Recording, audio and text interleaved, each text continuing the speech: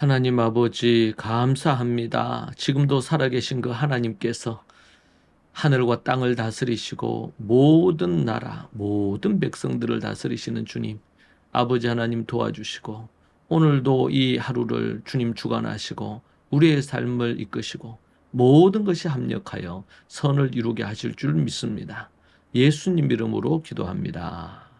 아멘. 우리 찬송가 165장입니다. 함께 찬양합니다.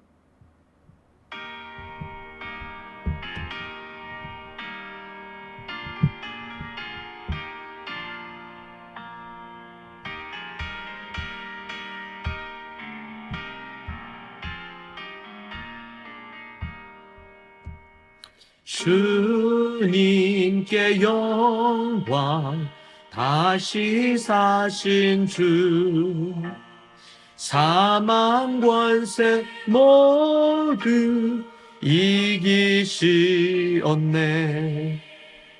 흰 옷 입은 천사 돌을 옮겼고 누우셨던 곳은 비어 있었네.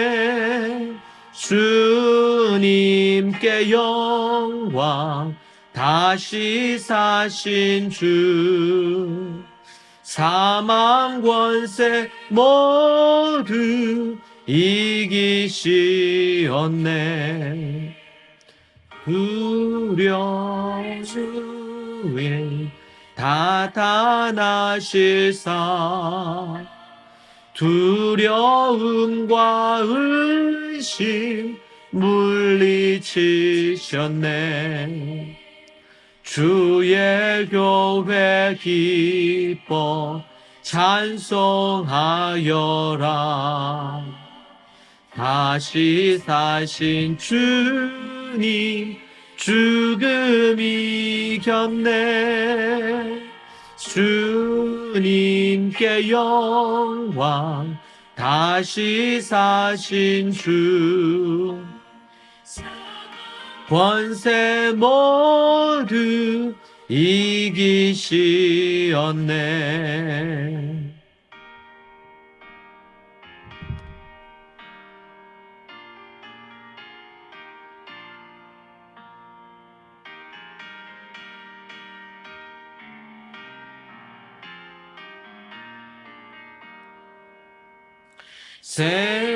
생명의 임금, 영광의 주님, 주님 없는 삶은 헛될 뿐이라. 주의 사랑으로 세상 이기고 요단 건너 본향 가게 하소서. 주님께 영광, 다시 사신 주, 사망 권세 모두 이기시었네.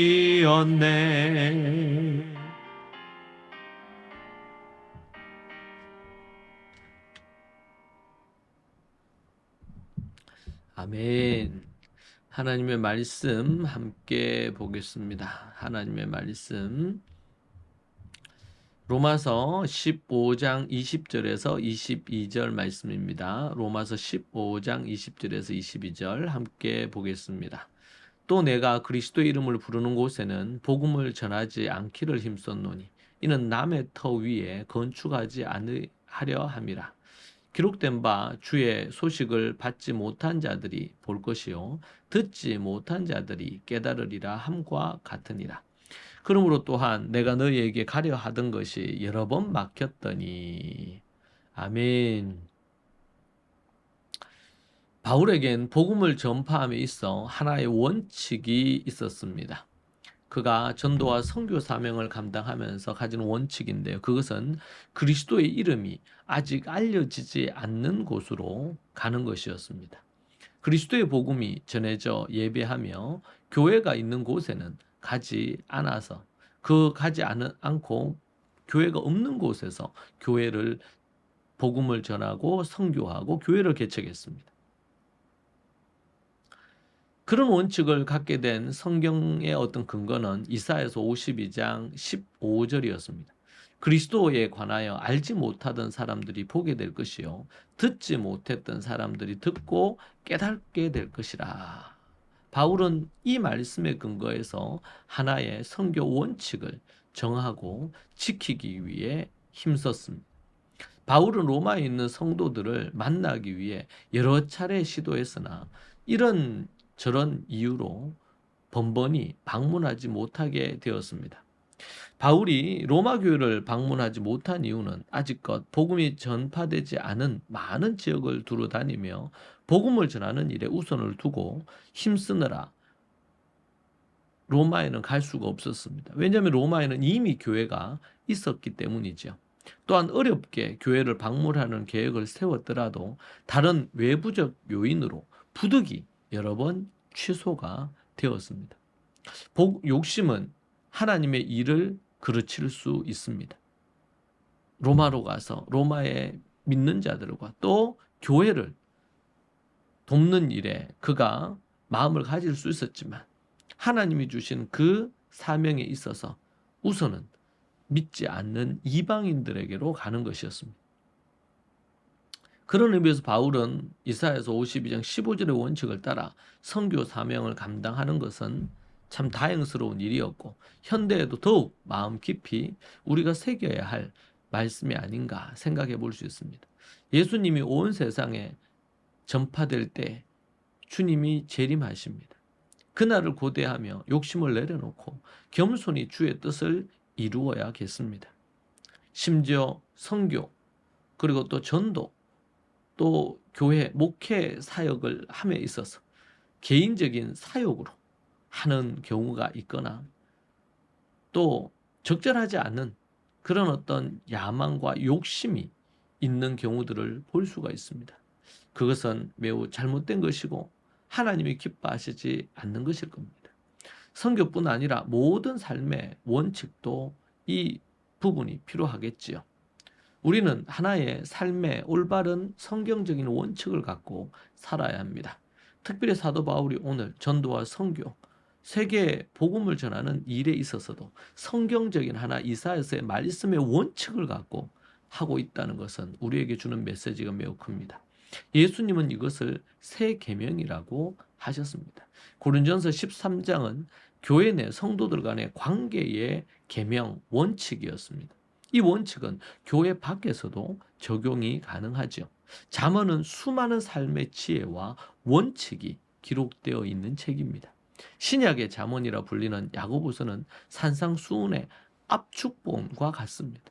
매우 인상적인 말씀, 특별히 그 중에 이성적인 말씀은 말을 조심하라, 혀를 다스려라. 이 말씀은 매우 인상 깊게 남는 말씀입니다. 삶의 실제를 잃어버린 성도와 교회는 하나님을 왜곡되게 선전하거나 삶이 없는 그냥 머리에 있는 복음을 전하는 것으로 그치는 경우들이 있을 수 있는데 이것은 교회의 큰 재앙이고 정말 우리가 믿는 것과 아는 것이 하나 되어 전달되는 것이 아닐 수 있습니다. 우리는 경각심을 갖고 늘 자신을 살펴야 합니다. 깨어 근신하여 믿음으로 하나님 앞에 서기를 원합니다. 기도하겠습니다. 하나님 감사합니다. 주님이 우리에게 주시는 귀한 원칙을 따라 살아가는 인생이 되게 하여 주옵소서. 진리 가운데 서서 하나님 앞에 올바른 삶을 살기를 소망합니다. 악하고 어두운 모든 것들이 떠나고 하나님이 원하시는 그 말씀의 원칙과 기본을 따라 살아가는 인생 되게 하옵소서. 바울의 그 선교 전도의 원칙대로 우리도 삶에 있어서 또 사명에 있어서 그 하나님의 말씀의 원칙을 따라 살게 하옵소서. 예수님 이름으로 기도합니다. 오늘 이 말씀 붙들고 하나님 앞으로 기도하십시다. 하나의 믿음의 원칙, 성경의 원칙을 따라 인생을 살아가기를 소망하며 기도하겠습니다. 함께 기도하십시다. 주여, 주여, 주여. 하나님 아버지 주님 붙드시고 인도하여 주옵소서. 오직 하나님만 바라며 성경의 원칙과 원리를 따라 살게 하여 주시고 인도하옵소서. 아버지 하나님